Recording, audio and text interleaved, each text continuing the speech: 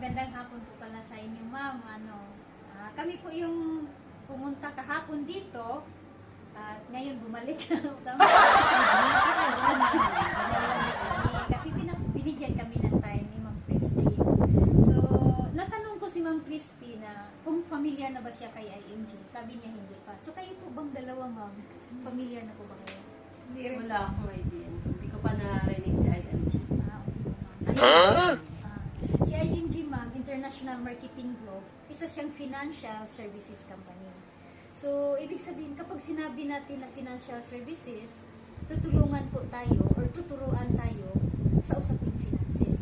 Pero para mas madali niyong maunawaan, maintindihan kung ano po yung mission at goal po talaga ng company, may itatanong lang po ako sa inyo. So, sa palagay niyo, ma'am, 5 to 10 years or 10 to 15 years from now, ano yung nakikita ninyo sa estado ng iyong finances at ng pamilya niyo po? Baka ganun pa din. Malamang ganun pa rin. Siguro kasi napatapos na yung mga batang kapatid sa pag-aaral.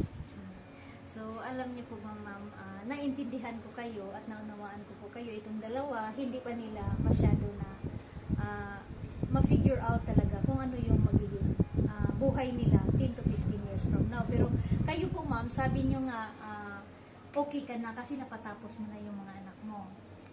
Pero good thing, ma'am, yun po ang dahilan kung bakit po talaga kami nagtuturo ang company ng IMG ng financial education.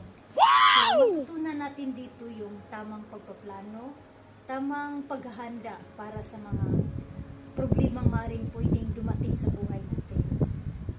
So, ang good news po, ma'am, sa aming pagtuturo, may book po talaga kami na ginagamit, reference, kumbaga. Diba?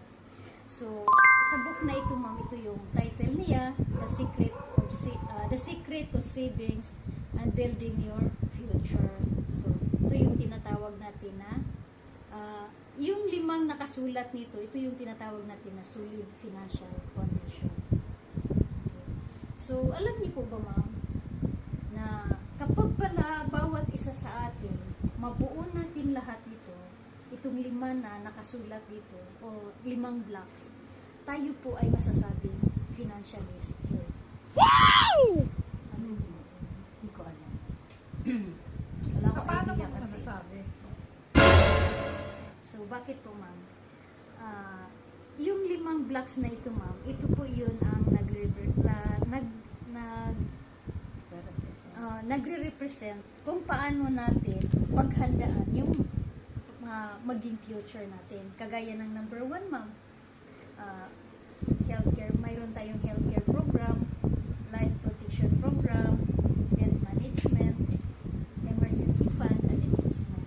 Sa palagay mo, ma'am, kung kayo ay halimbawa magkakaroon ng problema pagdating sa health issues, kailangan niyo po ba yung, sa palagay mo kailangan niyo yung healthcare? Oo naman.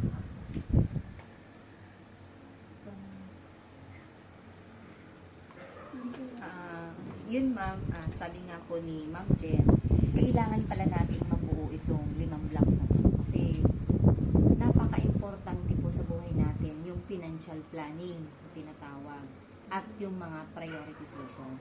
But anyway, ito naman po ay hindi naman agad-agad talaga natin makukuha unless po na pinag-aaralan natin. So, tanungin ko po kayo Ma'am Christy, Ma'am Marisa, and Ma'am Malu, decided po ba kayo na matutunan itong 5 blocks na to? Oo naman, ma'am. Makakatulong sa amin. So, yun ma'am, ang gusto po namin talaga ma-share po sa inyo at ma-discuss per blocks. So, kayo ma'am, sa palagay nyo po ba kailan namin makukuha yung inyong time para ma-discuss po namin ito? Kasi may mga schedule po kami na kinikater sa office. So, hinihingi po namin yung schedule nyo kung kailan po natin magiging para magkaroon tayo ng continuous learning dito sa program po ni IMG. Siguro Sabado. Sabado? No. Wala kaming pasok pag Sabado. Yun ma'am, anong oras po ma'am sa Sabado?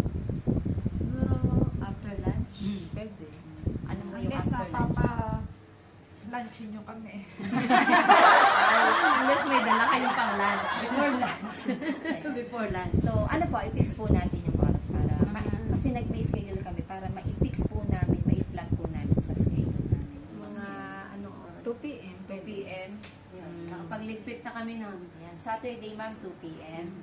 So, yun lang, ma'am. Thank you so much and see you on Saturday. Okay po. Thank you po. Congrats, ma'am. Nakahingal. Thank you.